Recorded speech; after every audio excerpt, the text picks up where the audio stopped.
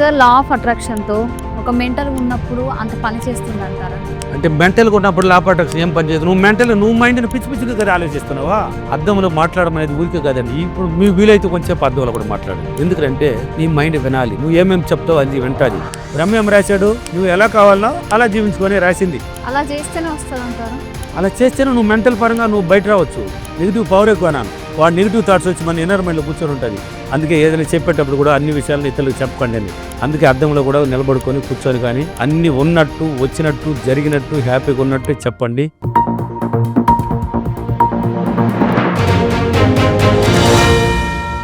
Sir law of అట్రాక్షన్తో ఒక mental ఉన్నప్పుడు అంత పని చేస్తుంది అంటారా? అంటే మెంటల్గా ఉన్నప్పుడు లాపాటక్స్ ఏం పని చేయదు. నువ్వు మైండ్ని పిచ్చి పిచ్చిగా కదా ఆలోచిస్తున్నావా? పనికి రాకుండా ఆలోచిస్తున్నావు. అంటే మెంటల్గా తిరిగిందంటే ఏంటి? ఒక నిలకడ ఉండదు మైండ్. రకరకాల పిచ్చి పిచ్చి పిచ్చి పిచ్చి పిచ్చిగా పనికిరాదంతా ఆలోచించేస్తుంది. సరిపోవాలి అప్పుడు మోటివేట్ చేస్తుంది అంటారా? లాపాటక్స్ నెంబర్ 1గా చేస్తుంది. అటువంటి వాళ్ళకి ఈజీగా చేసుకోవచ్చు. అంటే ఎక్సలెంట్ ధ్యానం. ఏం ధ్యానము? డబ్బు ధ్యానం చేయాలి. ధ్యానంలో రకాలు ఉన్నాయి. మళ్ళీ సన్యాసి ధ్యానం కావాలంటే గంటల తరబడి చేసినామంటే అన్నిటిని మరిపించేసి, ఇప్పుడు మెంటల్గా ఉండేవాళ్ళు ఒక గంట సేపు కన్నా డైలీ ధ్యానం చేయండి, అన్నిటిని మర్చిపోతుంది. డైలీ ఒక గంట కన్నా ధ్యానం చేసేయండి. మీరు గమ్మని కూర్చోండి, శైలిలో పెట్టుకుని గమ్మని ధ్యానంలో కూర్చొని మీకు ఏం కావాలని గమ్మని పీసుకొని ఉండండి. మైండ్ని ఎక్కడ పంపించుకోండి. గంటల తరబడి చేయాలి. రోజుకు ఒక గంట చేయండి చాలు. ఉదయం ఒక గంట, రాత్రి ఒక గంట పడుకునే మంది చేసినారంటే భార్య పిల్లలు ఇప్పుడు జరిగిన నీ చుట్టుపక్కల ఉన్న విషయాలన్నింటినీ మర్చిపోతుంది. మెంటల్ అయిపోవడంలో అన్నిటిని వదిలేసి పీస్ఫుల్గా చాలా కూల్గా తయారైపోయి ప్రశాంతంగా జీవించాలని వెళ్ళిపోతావు. నువ్వే వెళ్ళిపోతావు. ఇల్లు వదిలి పిల్లకాయలను కూడా వదిలి వెళ్ళిపోతావు. ఎక్కడికే? గుళ్ళు గోపురాలకు వెళ్ళిపోతావు. అక్కడ ప్రశాంతంగా ఉంటుంది అనేసి. అంటే ప్రశాంతత ఎత్తుకుతుంది. మనకి ఆ ధ్యానం వద్దు, డబ్బు ధ్యానం కావాలి. డబ్బు ధ్యానం సంపాదించుకునేది. అంటే ఈ ధ్యానంలో వచ్చి నువ్వు మెంటల్గా తయారై ఉండవు కదా, పీస్ఫుల్గా మళ్ళీ కూల్ అయ్యేసి నువ్వు బాగా అనుభవించవచ్చు. సంపాదించుకొని పిల్లకాయలు భార్య పిల్లలు అందరూ హ్యాపీగా ఉండొచ్చు. అందుకని మీరు ఏం చేస్తారంటే వెంటనే ధ్యానం చేయలేరు. మీరు ఎనీ టైం ఫస్ట్ ఇప్పుడు మెంటల్గా తయారయ్యారు కదా, గోవులు ఉంటాయి కదా, గోవులకి అప్పుడప్పుడు కొంచెం ఏదో ఒకటి తినిపించండి. మీకు మైండ్ వచ్చి కరెక్ట్గా లేదు. ఇప్పుడు ఎట్లాంటి పిచ్చి పిచ్చిగా ఆలోచిస్తున్నది, ఎట్లాంటి కొంచెం చనిపోవాలనడం, ఇది కాదు భార్య వద్దు, పిచ్చి పిచ్చి ఆలోచన పనికిరాందంతా దొరపడుతూ ఉంటుంది. గోవులు ఉంటాయి కదా, అప్పుడప్పుడు మీ చేతికి ఉండబోయి గోవులకి ఏదైనా దానం చేయండి. గోవులకి తినిపించండి. బెల్లం పెట్టండి, ఆకుకూరలు పెట్టండి, ఏదైతే తింటాయి కదా ఈ అరటి పండ్లు పెట్టండి, తినేటివన్నీ పెట్టండి.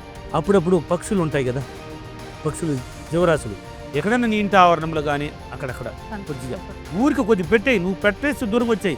అవి ఉండే చోటుగా పోవాలి. నువ్వు నీ ఆవరణలో అక్కడ పెడితే అవి వస్తాయండి. నువ్వు కావాలంటే ట్రై చేయి. నీ ఇంటి పైన డాబా పైన పోయే కొద్దిగా పెట్టేసి నువ్వు దూరం వచ్చాయి. ఈ రోజు కాకపోయినా రేపైనా వస్తాయి. అంటే అది తెలిసిపోతుంది ఇక్కడ కూడా ఆహారాలు పెడుతున్నారు, వచ్చి తింటాయి. ఇలా పెట్టడం వల్ల ఏమవుతుంది అంటే పంచభూతాల కలయిక నీకు తోడ్పడుతుంది.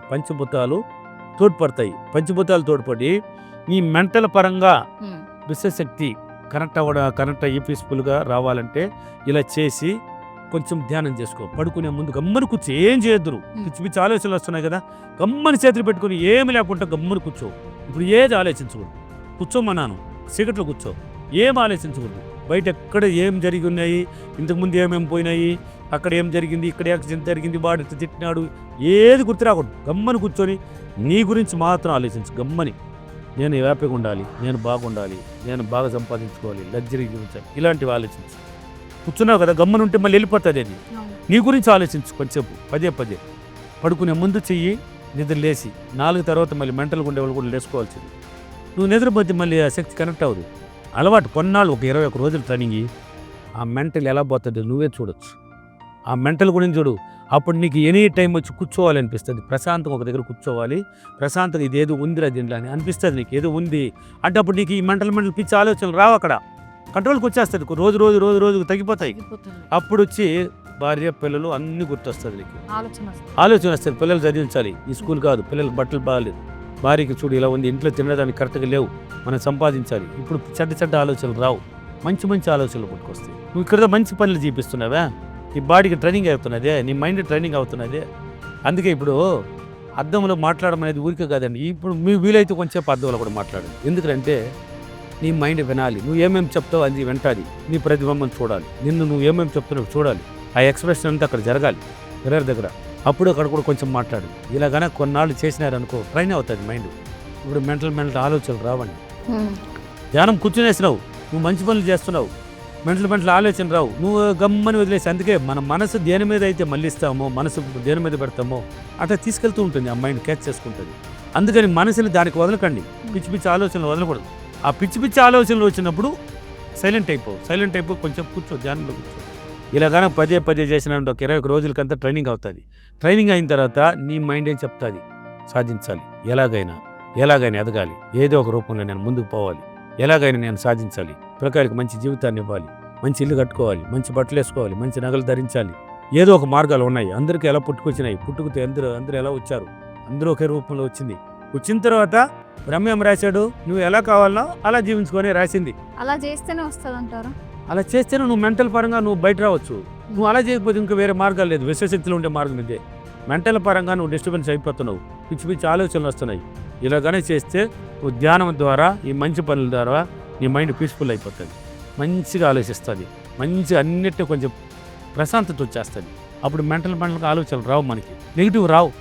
అంటే ఇదంతా రావడానికి కారణం, మనం పిచ్చిగా రావడానికి కారణం ఎక్కువ నెగిటివ్ అయిపోయింది, బాడీలో ఎక్కువ నెగిటివ్ ఆలోచనలు అయిపోయినాయి. కాబట్టి మెంటల్గా అంటే నెగిటివ్గా వస్తుంది.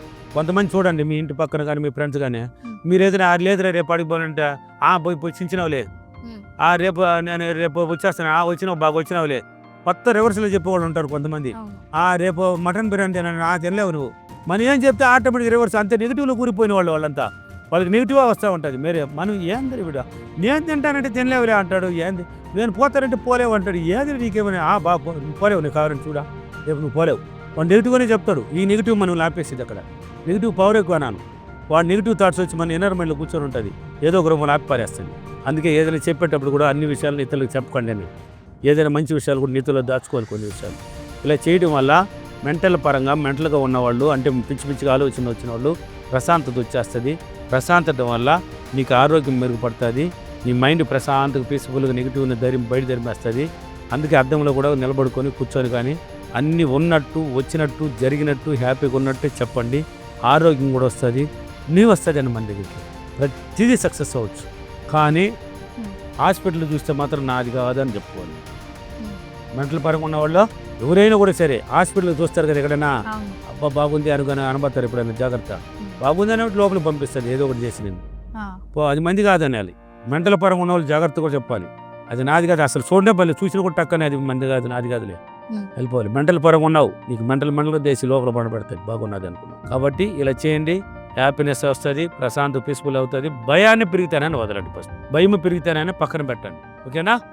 ఈరోజు అప్రిమేషన్, నేను నా మైండ్ డిస్టర్బెన్స్గా ఉన్నప్పుడు నేను ధ్యానం ద్వారా ప్రశాంతంగా ప్రతిరోజు క్రమం తప్పకుండా 21 రోజులు ధ్యానం చేసి నా మైండ్తో నేను మాట్లాడి నా మైండ్ని పీస్ఫుల్గా చాలా సులభంగా మంచి ఆలోచనలు తెచ్చుకొని పాజిటివ్గా ఉన్నందుకు డబ్బులకి విశ్వానికి చాలా కృతజ్ఞత. Thank you money.